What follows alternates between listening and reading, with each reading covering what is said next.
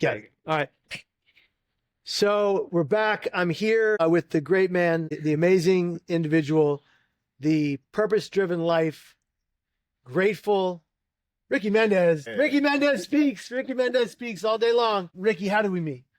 We met through a mutual friend, Jeff. Jeff Levin, we love you. Love you, Jeff. Logan Paul's manager. I had a mastermind. I gave a talk, talked about green eggs and ham, talked about asking for help. He said we should synergize. There's a lot of connections, and we've been like kind of BFF since. And so tell us a little bit about what you do. So I feel like I'm an implementation guy. I think a lot of people talk and then we think the universe rewards scale, and it doesn't. It rewards consistency. So many people are afraid to lower the bar to create consistency. So what I mean by that is, like, I'm known for a gratitude poem, and people go to write their gratitude poem and they write like 50 different things and they look at it for 2 weeks straight for like an hour.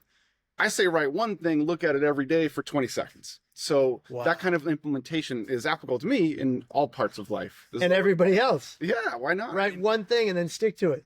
Yeah, I don't care the scale. The scale to me is irrelevant. Yeah. Because when you're talking about the brain science and the neuroplasticity and the consistency and the rewiring, all of that, it's the consistency that will matter. Why is gratitude so important when you're going through harrowing, traumatic, painful struggles? Because it's a skill set, man. I have to think of an attitude of gratitude for Thanksgiving. So Thanksgiving comes and it's like, I'm grateful for this, I'm grateful for this, I'm grateful for this. But then when we go through a shitstorm, we stop immediately. Yep. I always, like, we're at an event and everybody writes, write 3 things you're grateful for. I ask them to write one thing that pisses them off and then have their brain work hard the rest of the day to find out why that's productive in their life.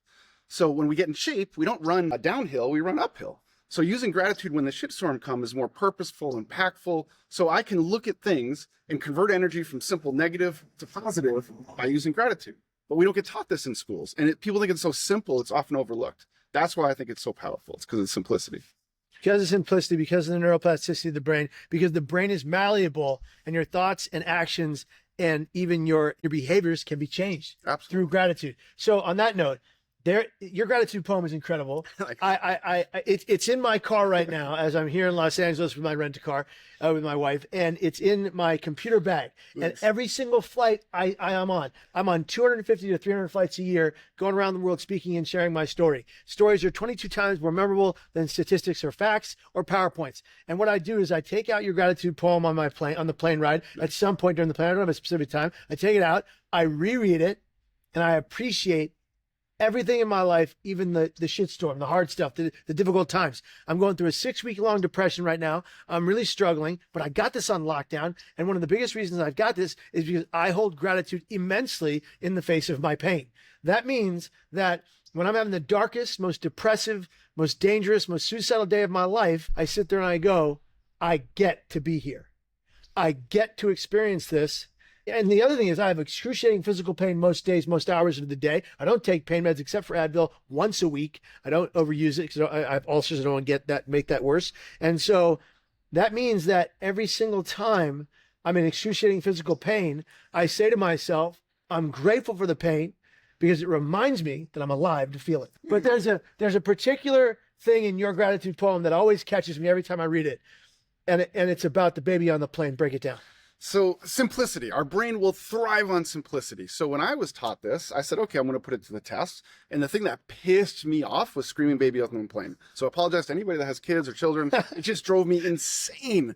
And I can sleep like a baby. So I'm going on a cross-country flight. It's a red eye and screaming baby goes off behind me. I'm like, somebody shut the baby up. So I said, okay, I'm going to work on this. I said, I am grateful, period, for the screaming baby on the plane, period, because it means that I can hear.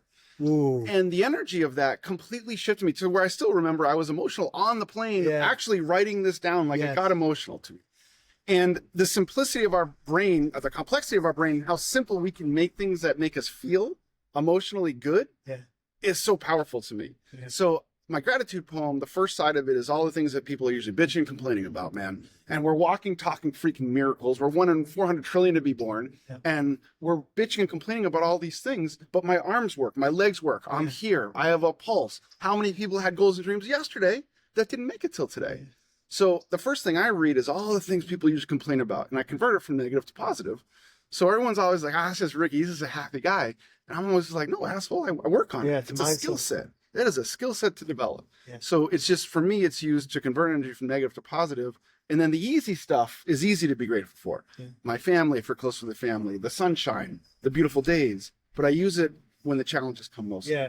So like the most difficult parts of the day, the most harrowing parts of your struggle, if you can hold gratitude inside the pain, you can always survive the pain. And then you can find ways to thrive. Absolutely.